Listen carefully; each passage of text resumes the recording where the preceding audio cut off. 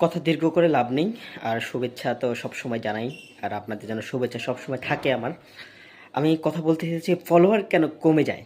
অর্থাৎ মাঝে, মাঝে হাসি পায় যে কিছু, কিছু ফলোয়ারদের অবস্থা দেখে। কিছু, কিছু ফলোয়ারদের অবস্থা হলো এরকম, ধরেন অনেকে শোনেন না আ চিলে কান নিয়ে গেছে। আর আমাদের ফলোয়ারদের আজকের কমে যাওয়ার কারণ হলো ঠিক চিলে কান নেওয়ার মতো। এইজন্যই বলেছি যে কথাটা, আ ধরেন যে কেউ বলেছে যে ফেসবুক খুব টাকা দেয়। কোনো প্রত্যন্ত গ্রাম অঞ্চলে গিয়ে বা আ আপনার বন্ধু-বান্ধব কেউ ফেসবুক থেকে টাকা পেল। এখন আরও ১০-৫ জন "হ্যাঁ, টাকা পায়? আমরা সারাদিন কাজ করি টাকা পাই।"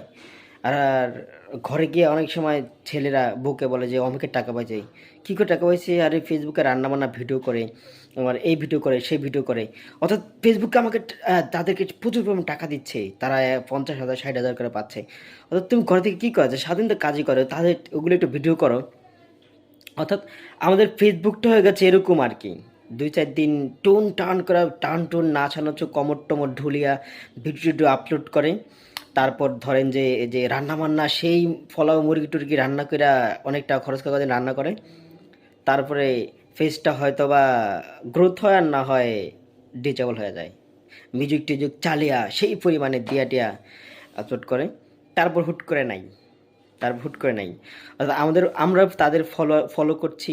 আর তারা আমাদের ফলোয়ারকে লাইক কমেন্ট করে উল্টে ফেলতেছে। তারপর ২ দিন পর আর তাদেরকে খুঁজে পাওয়া যাচ্ছে না।